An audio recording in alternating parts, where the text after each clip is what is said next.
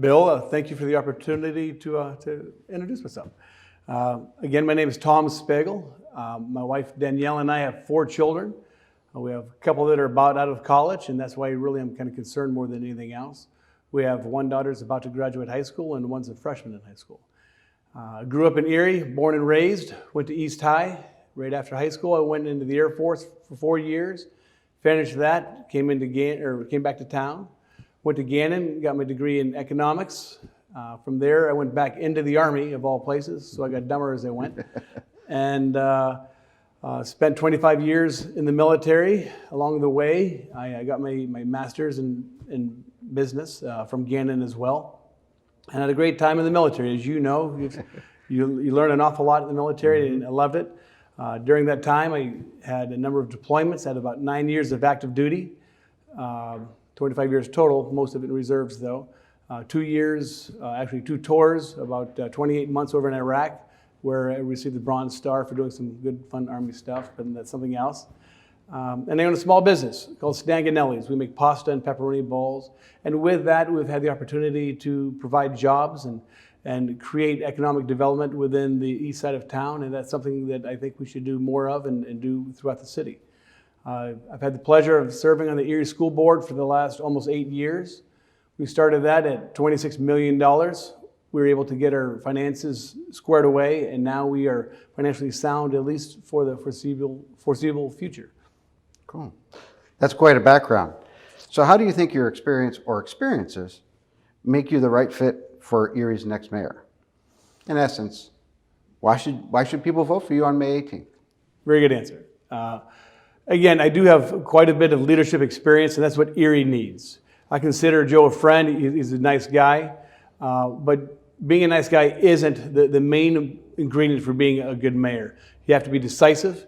You have to make good decisions, particularly when it comes to finances. And we can see through the last 3+ years that the financial decisions that were made on behalf of the city are some of the worst that's been made in a long time. I can just point to the water deal that is going to put my grandchildren, who aren't even born yet, are going to be strapped for the next 40 years, up to $55 million left on the table. That's just a bad decision, among other decisions that need to be made in the better interest for the community. For being someone who knows you and served with you, I completely agree. What would be your top priorities if elected? Well, more than anything else, we need to completely restructure our financial plan. As it stands right now, we're headed towards what's called Act 47. Act 47 is essentially what we had to do in the school district, where we had to go into the financial receivership type of structure. As it stands right now with the PFM, who is essentially the state's consultant to come in to take a look at how we are financially, it shows that we will be between $9 and $12 million short the day that Joe Schember, if he were to be reelected, the day that he gets out of office, we will be between $9 and $12 million short. And we need to cut that now. And the way we do that is by cutting spending. We really have to cut our spending, as the spending has been significantly increased in payroll and purchasing over the last 3 years, more than it's been in decades. That has to be curtailed. So that'd be one. Another thing is we really have to increase the number of jobs and opportunities for our community. As you know, you have young children, some out in college and some are about to get out of high school. We have to have jobs for our students, for our children, for our community as a whole. Just take a look at the population. So you and I were in high school, there were about 115,000 people in Erie. Now we're down to below 94,000 people. And the reason is, when the jobs go, we have to be able to get them back, retain the jobs. But more than anything else, I really want to create our own businesses. And we can do that with a variety of ways, and I know we have limited time, but I would like to take a good portion of the federal money coming in for the COVID relief fund and create blocks of $100,000 loans at a very small interest rate, so we can create jobs and opportunities for our citizens. And that's one of the things that we certainly need to do. And another way we can just create jobs is, and really help with economic development, is through the CRIZ. That's the City Revitalization Improvement Zone. It has worked in Lancaster. It's a great way to develop industry, a great way to develop job and opportunity for all of our citizens. Okay. Well, specific to jobs and growth, what are two creative ways that you believe would create opportunities for our youth who are either in high school, like my kids, or in higher education, like yours? Sure. Well, I tell you, I spend quite a deal of time in education, between the school board. Fortunately, I have my master's degree, and I've even taught at both Gannon and at Edinburgh, and I really enjoyed doing that. But college isn't for everybody. Higher education is a great avenue for a whole lot of people. But more than anything else, just look in Erie. I think we really need to develop the apprenticeship programs. We need to ensure that people have an opportunity to make a livable wage, and that's through education. Everybody thinks, oh, you have to go to college, which is great. I'm not saying that's a bad thing. It's a great thing. But for Erie, as I'm traveling around, as I meet with so many people that have critical skills, sure, they need some college graduates, but what they really need are welders. They need plumbers. They need the craftsmen. The union leadership that I speak to are essentially begging for people to come on board. One of the good things that we're doing with the school district is I know there's going to be a shortage of school teachers, and we're trying to create our own through the Erie School District at Erie High. We have a great relationship with Edinburgh, and we're really trying to foster that so we can create our own, so we can have actually more of a diverse segment of our teachers that are better representing our student base. So that's something we need to do. And I'd really like to recruit more and retain more businesses here in Erie. We have so much to offer. I mean, just between Pittsburgh, Buffalo, and Cleveland, our infrastructure is set up for this, and I think that logistically is a great place to have businesses. And another way to be able to recruit and retain is by decreasing the amount of red tape it takes to actually have a business and start a business here in Erie. I've known personally people that have just been frustrated and have gone to other cities because there's just too much red tape to start a business here in Erie. Well, we both know that Erie is a beautiful place.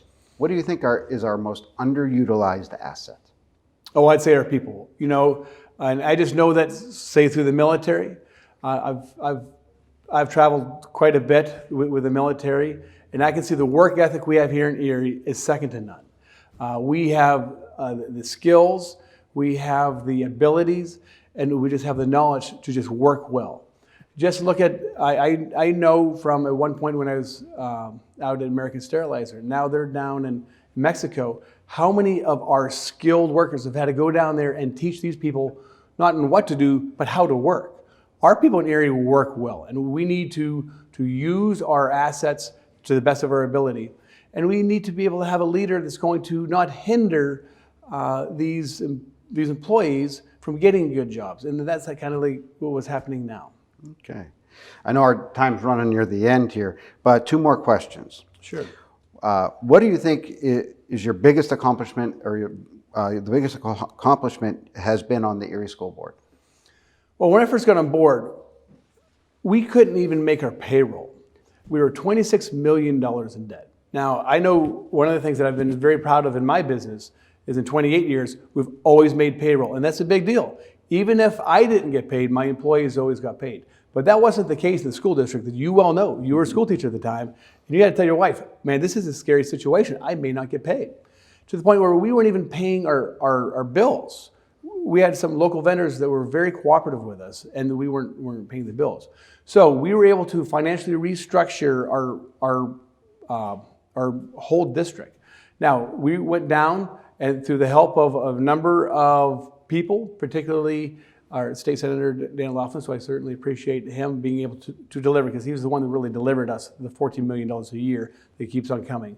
And we were able to now be in a position where we're financially able to work with what we have. Now, with that, we're able to, more than anything else that I'm very proud of, is changing our curriculum, updating our curriculum, making sure we're cognizant for time here, updating our curriculum so this way we're not in a point where I know that there were a number of textbooks that didn't even have like President Clinton in it. For a lot of these young people, they don't know who Clinton is, and we need to be able to have updated and correct books. We have to be able to remain competitive in our salaries to our staff. We're at a point now where it's so difficult to get employees. We can't have all of our staff heading out to Fairview or Mill Creek or somewhere else. We have to stay competitive, so we've been able to do that. And something else is we've been able to really improve our infrastructure. The Erie School District has had so little investment in its infrastructure in so long, it was almost embarrassing. I know when my daughter was swimming at Erie High, the pool was embarrassing. It was bad. Now we can put some money into the schools. In fact, millions of dollars we're putting into the schools, and this way we can remain somewhat competitive with that. And I really appreciate what our administration has kind of focused on, keeping everybody warm, safe, and dry. That's really important. You can't get properly educated if you're not warm, safe, and dry. So I'm very, very pleased with that. Great. That was a lot of hard work, I know, going through it. The final question. If people wanted to get a hold of you, how would they do so? Yeah, good point. And I'm going to have to read some of these here. Please email me at info@SpegelForMayor. Also, we have a website, spegelformayor.com, and through Facebook. Now, I'm not a big Facebook person, but I know through Facebook it's Spegel for Mayor on Facebook. I'm not quite sure how that is, but please look. And you can always give me a call at my office. Again, I own Stanganelli's. We, plug for that. We make the best pepperoni balls and pasta in town, and we are always welcome to have you give us a call there. That phone number is 456-0965. So I really appreciate that. And I appreciate you asking me these questions. And more than anything else, Erie, I'd really appreciate your support with this election coming up. As I've said in the past, Erie's not at a crossroads. Erie's quite literally at the edge of a cliff when it comes to finances. And we really take a look at the financial structure. We have to be able to prevent ourselves from going through Act 47, and that is essentially saying we're going to be bankrupted where the state takes us over. We've had to do that through the school district, and that's no fun. So please, I'm begging for your vote, not for me. To be honest, I don't need a job. I love doing what I need, or I love doing what I do. But I feel the only way we're going to be able to save Erie is by having solid leadership, looking at the tasks at hand, and accomplish those goals. So I appreciate it. Thank you, and please vote for me.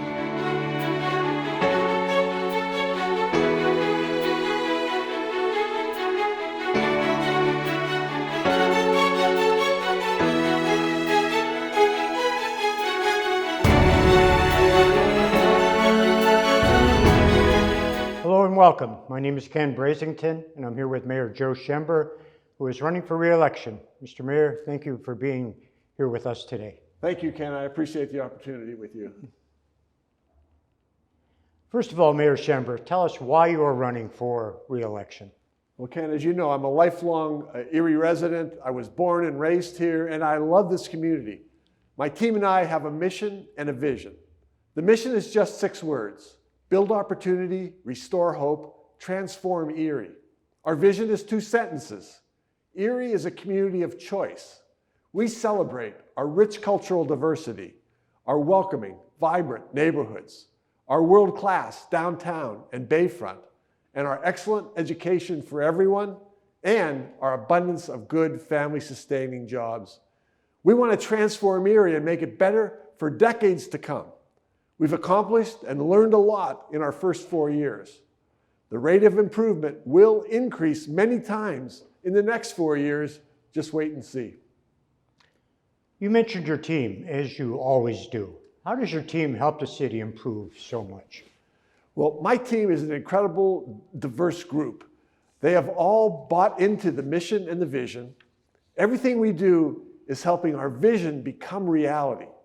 The team shows the value of diversity because it includes an African-American male, Michael Outlaw, a female, New American, Nikan Astari Carpenter, and Kathy Rosdick, a woman, is the City of Erie's first ever planner, and she created the first city planning department. She didn't do this by hiring new employees, but she combined 4 existing departments. Here are a couple other examples of the diversity of my team.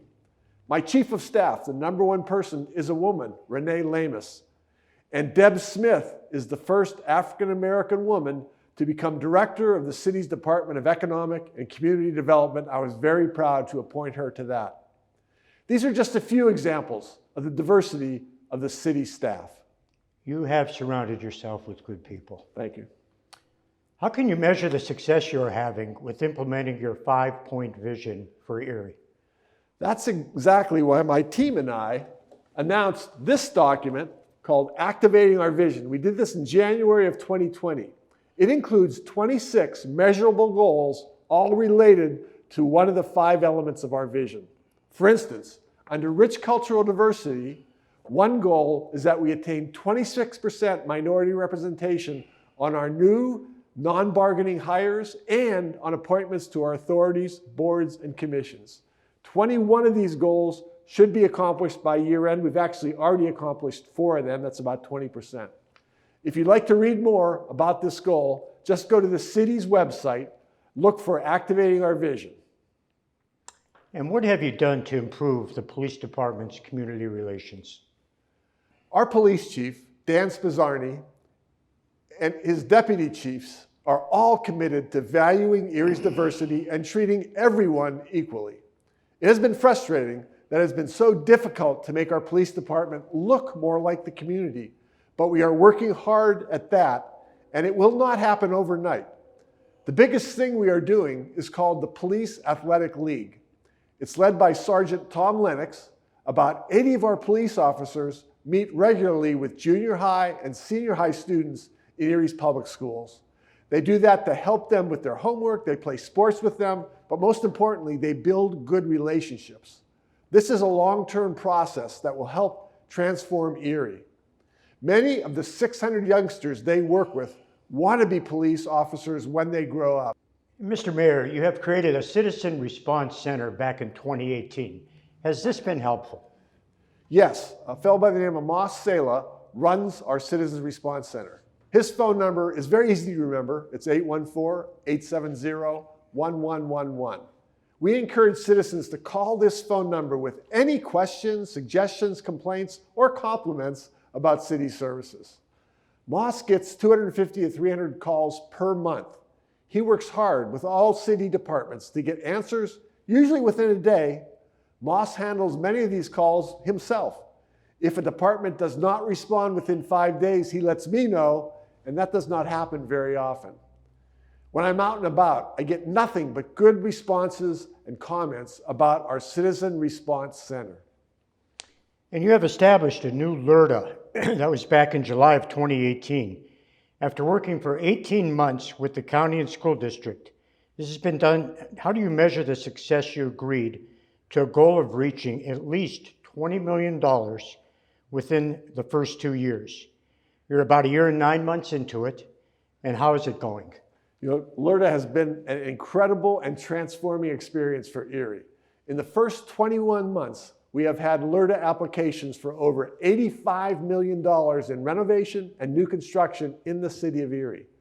I believe that by the time we reach the 2-year mark, we will be over $100 million in new projects, which is 5 times the goal we set with the county and the school district.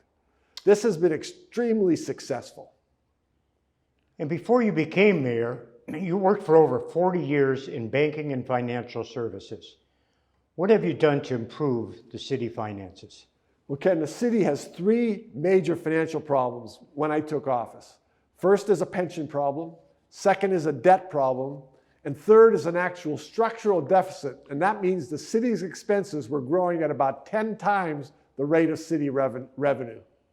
The city's annual contribution to the pensions was growing by $1.65 million on average per year because of inaccurate interest rate assumptions in the city's pension plan. We solved this by making the pension interest rate assumptions realistic.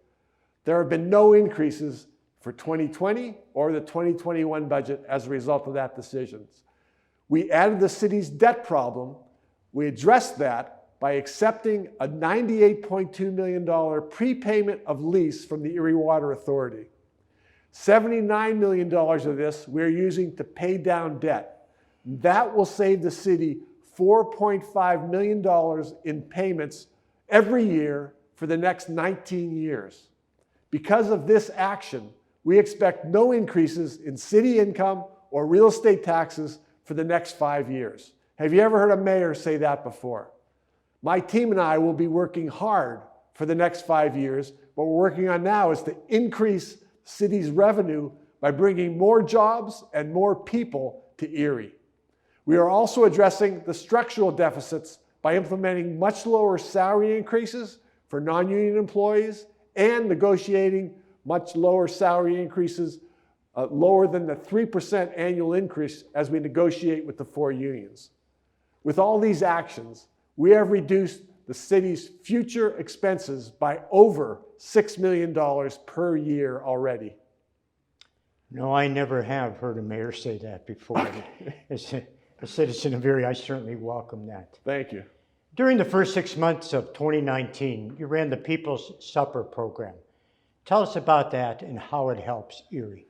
Ken, that People's Supper was an incredible experience. It's a national program that holds dinners across the country to help communities unite and work together. They usually hold one dinner and then move to the next city. We asked them to hold a series of 7 dinners over a 6-month period. Participants in these dinners included about 20 African Americans, 20 Hispanic Americans, 20 New Americans, and 20 White Americans, a very diverse group.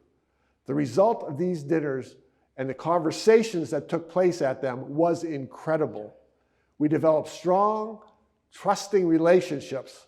These were built and they continue to today. Participants in the People's Supper formed the Better Together Council. Their mission is to transform Erie by helping other people, especially young people, experience what they did in early 2019. Please tell us about other accomplishments you've had during your first term as mayor. We've been helping small businesses in many, many ways, including with 3 new grant programs, the Flagship Fund, the Commodore Fund, and Facade Grants.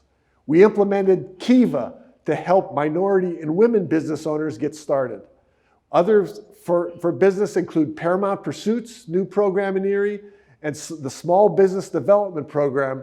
We also doubled the revolving loan fund, which makes loans to businesses at very low interest rates. It was $7 million when we took over. It's now up to $13.7 million, almost double. We also created a full-time grant writer, Abigail Skinner. She's brought in over $50 million in grant funds into the city in the first 3 years. We also implemented body cameras and car cameras for police 9 months ago. That's having an incredible effect. We achieved certified welcoming status, and we increased our municipal equality index from 34 to 80. We're implementing Secure Smart City program, and we're in the planning stages right now for the $79 million in ARP funding that will be coming to us from the federal government. Wow, this has been great information today. How can people learn more about you? Well, it's very easy. If you want to learn more, just visit joeschember.com or go to Facebook at Re-elect Mayor Joe Schember. Thank you, Mr. Mayor. Something I'd like to add. Great leaders have vision and are humble. And these are traits that you truly possess. And that's a tough combination to have. Vision along with humility. And that's why I, along with, I hope, everyone else, will be supporting you for your re-election for mayor of this great city of ours. Thank you very much, Ken. You touched my heart with that. Thank you. Is there anything else that you'd like to say before we're done for the evening? Well, Ken, besides you and your family and your daughter Natalie especially, who I knocked over once when we were playing basketball together, I really love Erie and the diverse people we have here. If you re-elect me as mayor, I will continue to be open, honest, transparent, and accessible in everything that I do and say. Please help me make a better Erie for future generations by re-electing me as mayor of Erie on May the 18th. Thank you.